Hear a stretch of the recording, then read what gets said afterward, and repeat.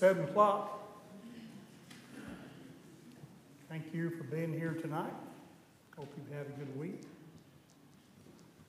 We're going to continue our study tonight on Matthew 24. We'll be there a few more weeks talking about that. I have a prayer before we get started. Ryan McGee, would you lead some prayer?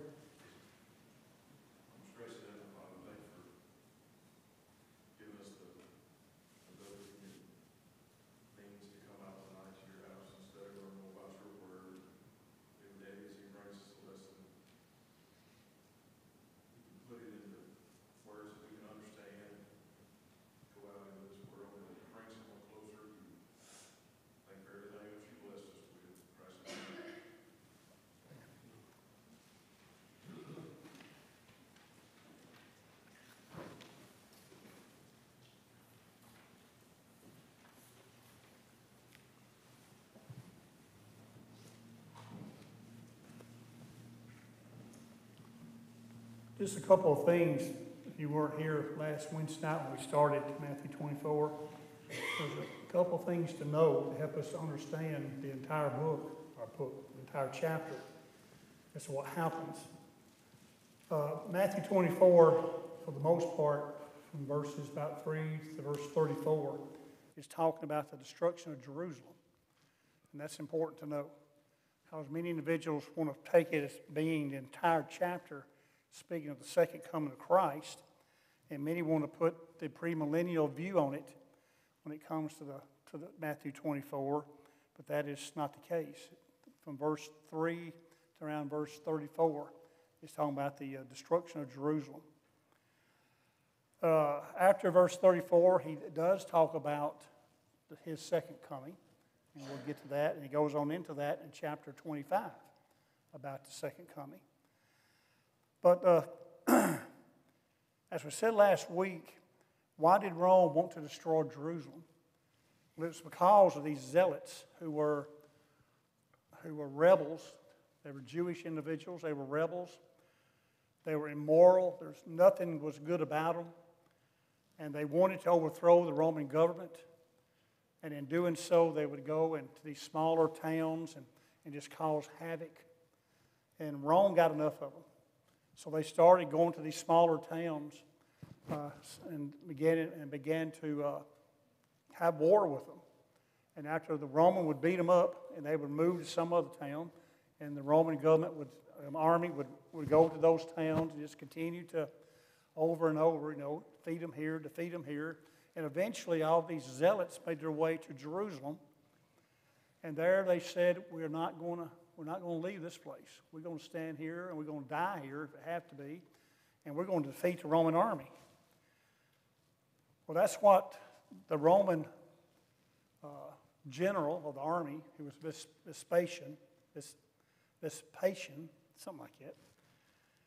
He was over the Roman army, and it was his job in 66 AD, that's when he started trying to defeat these zealots. He went to this town and that town, trying to defeat them. And eventually he came to Jerusalem, and he surrounded Jerusalem. He was going to invade Jerusalem, and he got a call to come to Rome. Nero had died, and they were wanting to replace Nero. They'd already tried 4 other emperors. Nothing worked out. So they told him to come. They would make him the emperor. So he leaves. And he disperses that army that had surrounded Jerusalem. And he goes, he becomes the emperor, and he appoints Titus now to be the ruler of the army, the general of the army. And then Titus goes in 70 AD, and he surrounds Jerusalem, and he attacks. On April the 14th, 70 AD is when Titus attacked Jerusalem. He didn't just break down the wall and go in immediately because it was too difficult. Because these zealots were there, they were ready for them, and they put up a pretty good battle. They did for at least 3.5 months. And there's a lot of people in Jerusalem because it was the Passover. Nobody could come in, nobody could get out, and people began to starve to death, began to get weak. And then finally, Titus entered Jerusalem August the 30th, 70 AD, about 3.5 months later.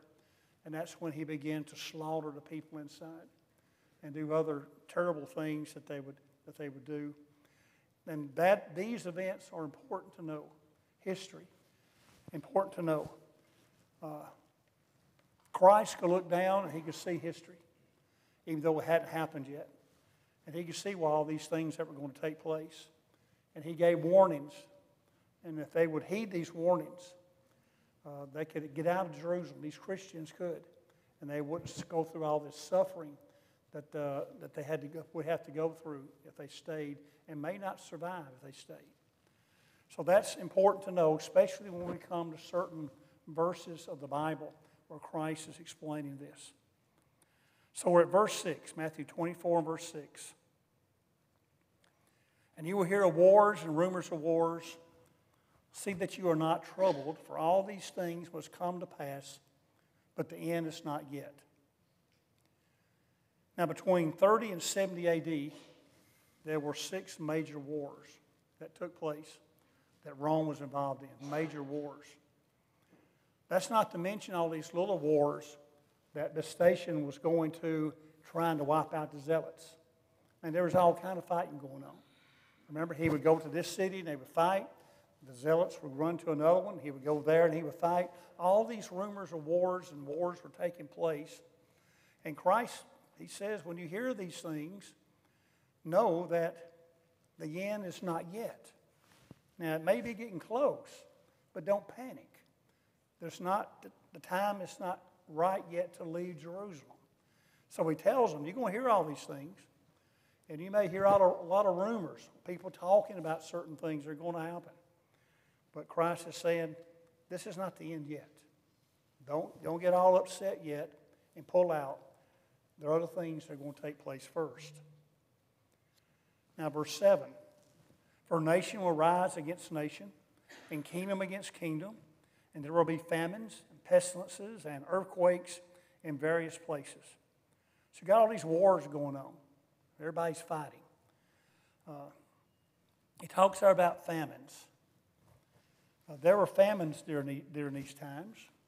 During the time of around 30 AD to 70 AD, there were certain famines that were taking place in these areas.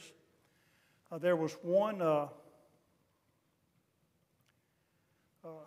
famine that happened that the Bible speaks about. It's in Acts 11 and verse 28. And one of them, named Agabus, stood up and showed by the Spirit that there was going to be a great famine throughout all the world, which also happened in the days of Claudius Caesar. So here we find, this is before the destruction of Jerusalem, and here we find this taking place, this famine that Agabus says is going to happen. And sure enough, Josephus speaks of these famines that happened, not just this one, but there were other famines that would take place, where thousands would just starve to death. They had nothing to eat. So again, this is nothing unusual when Christ says, we'll look out for this. These famines are going to happen. And so beware of that. Now go back to verse 7 and verse 8. For nation will rise against nation, and kingdom against kingdom, and there will be famines and pestilences and earthquakes in various places. All these are the beginning of sorrows. In 40 AD, there was a great pestilence that took place in Babylon. I'm not really sure what kind of disease it was, but there were thousands that died. Again, this is spoken of by Josephus. All these terrible things that were happening. We still have famines, pestilences today. We still have them around. What do you think this COVID was? It took over the world pretty much. Well, that would fall under the category of a pestilence. So it's still happening today. But yet, Christ is saying these things are going to be taking place. Earthquakes. We know quite a bit more about earthquakes today than we ever have. And there's earthquakes happening all the time on the earth. On November the 30th, when I was sort of putting all this together, between 12 a.m. at 7 a.m., that's about 7 hours, there were 18 earthquakes that occurred over the world, 18. From 2.5 to 5.6 on the Richter scale. But they still happen today. We have earthquakes. Well, Christ has said they're going to happen during the time of these people here, to these Christians. He's warning them, these battles are going to be starting. There are going to be people starving to death. There are going to be people dying of disease. Earthquakes are going to happen. It's going to be terrible. The beginning of sorrows, he said. This is going to be a bad thing to see all this taking place. And of course, their housing, the way they would build back then, these houses weren't earthquake proof. Any kind of little earthquake caused a building to crumble, and if you're inside of it, it wouldn't be good. So things are sort of getting difficult during this time of life. Verse 9 and 10, something else that's going to be taking place. And they will deliver you up to tribulation and kill you. And you will be hated by all nations for my name's sake. And then many will be offended, will betray one another, and will hate one another. Because of your faith, because of you being a Christian, you're going to be hated. Going to be hated. You're going to be martyred. You're going to be killed in different ways. You're going to have family members who will turn you in. All these things. And we know that Christians were hated during this time. From the time of the organization there in AD 30, or 33 to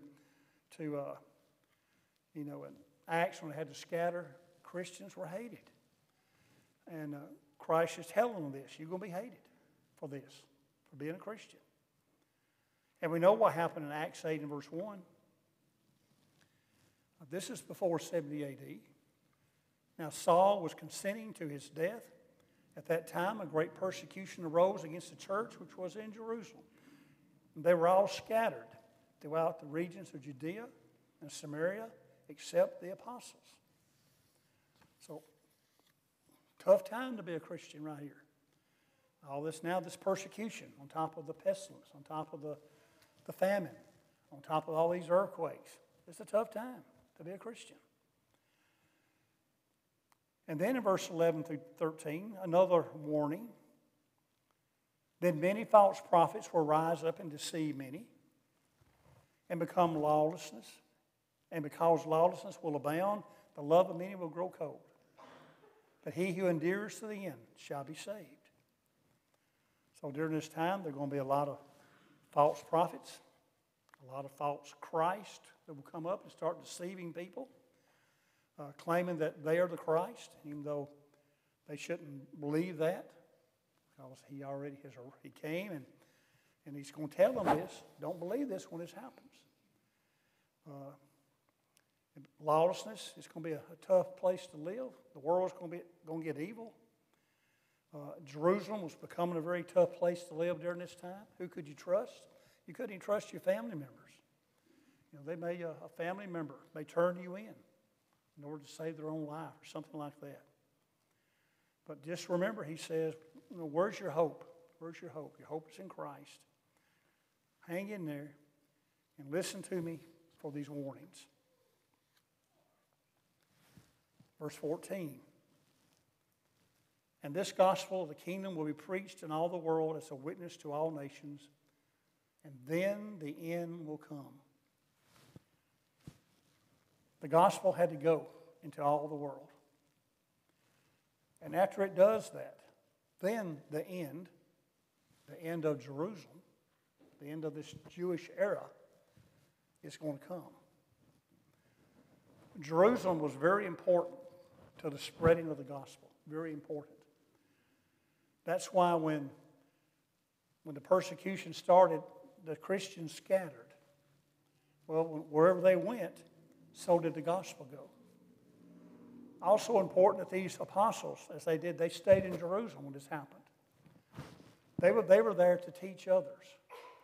When these three main festivals would take place for the Jewish individuals during the year, whenever they would come in by the millions into Jerusalem, well, these apostles were teaching.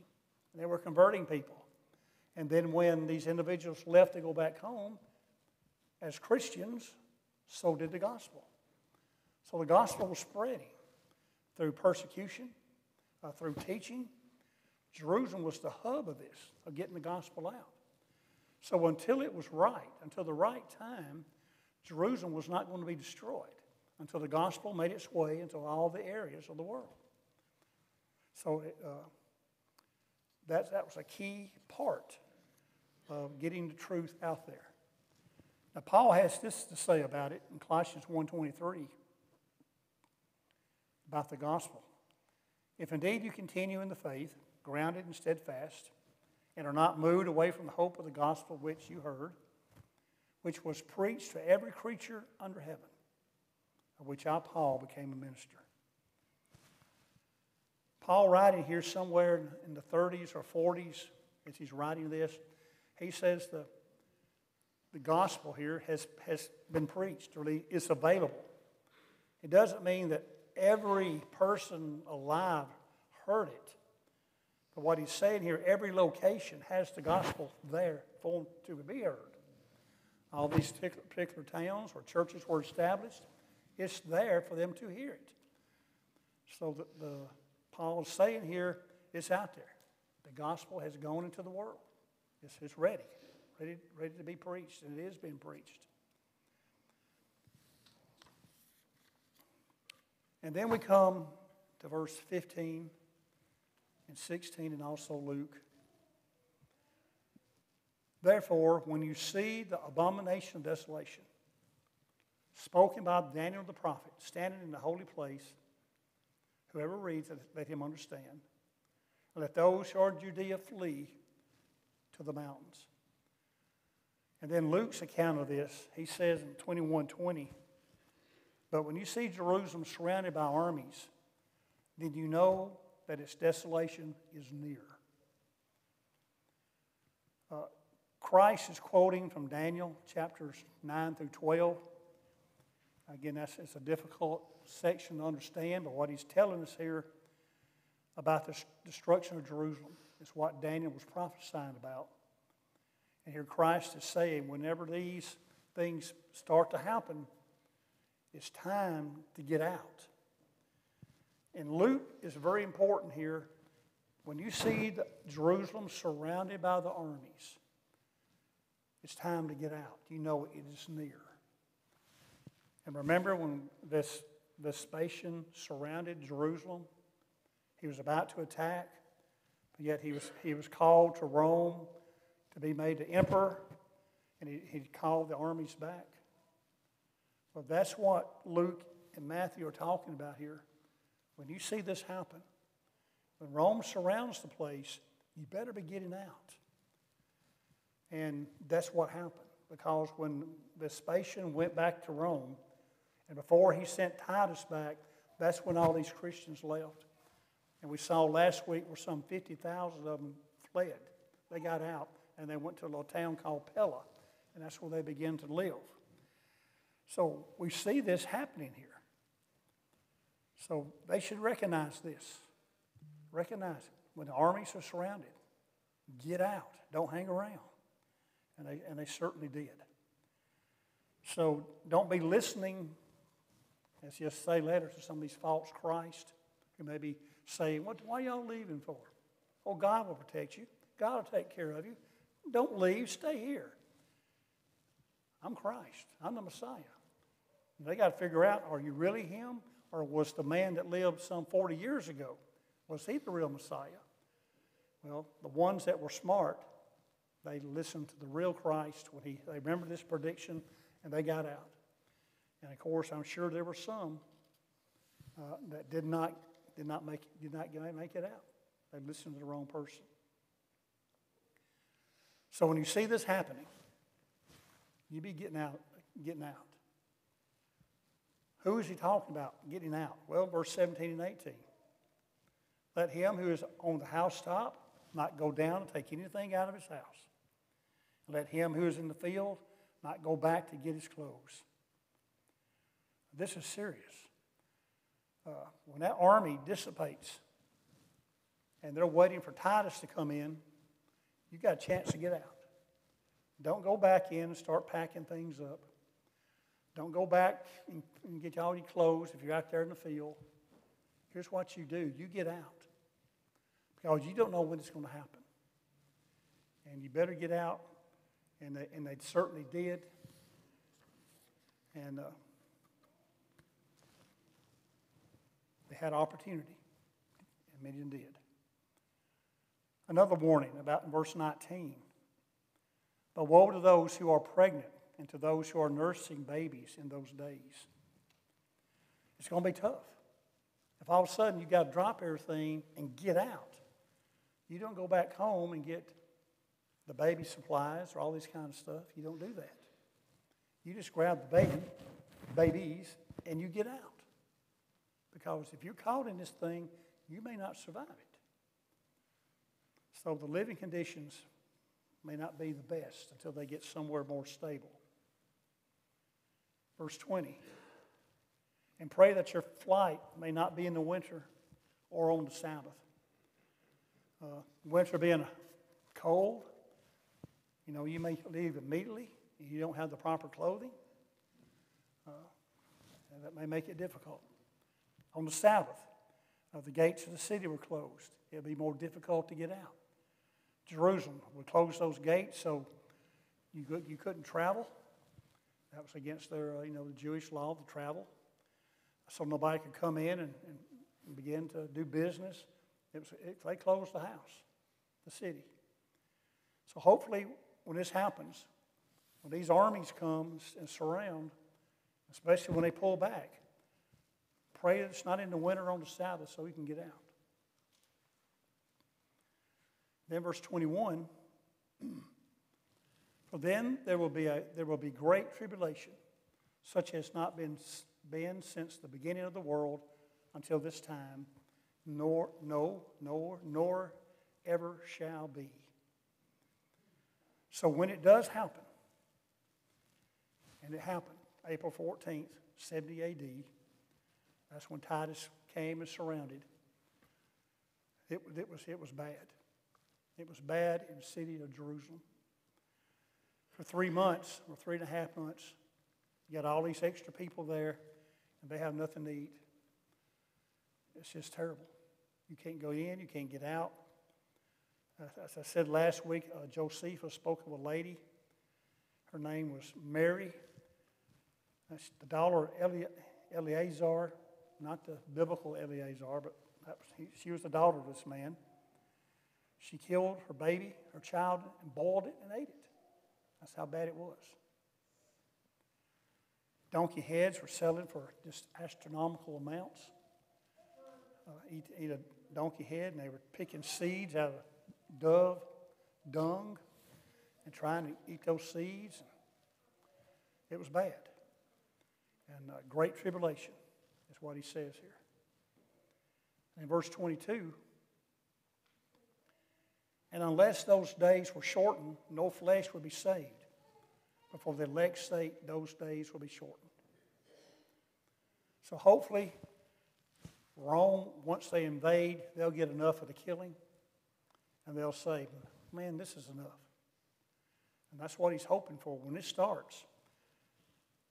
For those Christians who didn't get out, you better hope that the days will be shortened. Or nobody will be saved. They'll wipe everybody out. And remember what Josephus said, about 1.1 million people were killed in Jerusalem during this time. So Titus, he went in and did all this destruction. And Christ is saying, if they don't get enough of it, they'll kill every one of you. Every one of you. And 23 and 24. If therefore anyone says to you, look, here is the Christ, or there, do not believe it. For false Christs and false prophets will rise and show great signs and wonders to deceive, as possible, even the elect. So as this event is going to happen, soon to happen, whenever Vespasian draws back his forces, and before Titus comes in, you had all these false Christs and prophets who were deceiving people as to what to do. And again, Christ says, don't believe them. It will not go good if you do. Don't remain in the city. Don't follow them. If they were to lead a group out of the city, and there are those that did during this time, don't believe them. Don't follow them. There are going to be problems with you. 25 and 26. See, I have told you beforehand. Therefore, if they say to you, look, he is in the desert, do not go out. Or look, he is in inner rooms, do not believe it. During this time when they could escape, you had false individuals. There was one group, an Egyptian man who claimed to be a prophet. He led 4,000 people out into the desert, and they were killed by the Roman army out there. They didn't flee properly. Another man named Jonathan, he led many out to the desert, and the Roman army caught up with them and burned them alive. Another false prophet by the name of War, W-A-R, he led another group into the temple. He told, let's go hide in the temple. And 6,000 died in the temple whenever the Romans went in there and destroyed the temple. So don't listen. Listen to what Christ says. When you see these things happen, get out. Get out and don't follow these false prophets. And then in 27, for as the lightning comes from the east and flashes to the west, so also will the coming of the Son of Man be. This is not speaking about the second coming. This is not speaking about the attack that Rome would have. This is speaking of God's judgment on the Jewish people. You go into the Scripture, into the Old Testament, you'll find where phrases like this are used to mean judgment. Lightning means a judgment upon the people. And what happens here in 70 AD is God's judgment upon the Jewish people for rejecting Christ and for killing him. At the cross, whenever Christ died, that was the end of the Jewish way, the Jewish law. God pronounced judgment on them then, but he didn't carry it out until 70 AD, until the church was well enough established where it could be spread throughout the way. So some 37 years later, it's when God brings judgment on the people, the Jewish people, for what they did. And one might say, well, the Jewish system, the Jewish religion is still with us.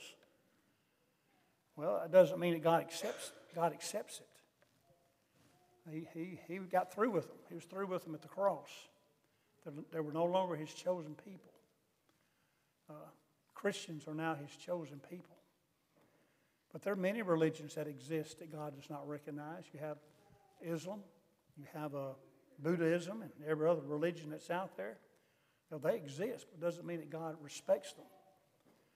Now, God brought judgment upon Jerusalem here in 70 AD. And verses like Zechariah 9 and verse 14, here it speaks about the lightning and the judgment God. It represents God's judgment. And then the Lord will be seen over them, and his arrows shall go forth like lightning. The Lord God will blow the trumpet and go with whirlwinds from the south. And that's God's judgment on somebody. Isaiah chapter 30 and verse 30. And the Lord shall cause his glorious voice to be heard, and shall show the lightning down of his arm with the indignation of his anger, with the flame of devouring fire, and scattering and tempests and hailstones. All this is judgment. On Isaiah here, judgment on Israel for not doing as God said. So just because there's the lightning coming, everybody says he's going to come from the east. No, when this happens, when this event happens, 70 AD, it will be seen by all. That's what he's saying. You can look at it and say, this is the judgment of God. He's bringing judgment on the Jews for the rejection of his only begotten Son. All right, we'll stop here. Time for the bell. Any comments on this? It's good to know history of what happened, and it helps to put together here what Christ is speaking about.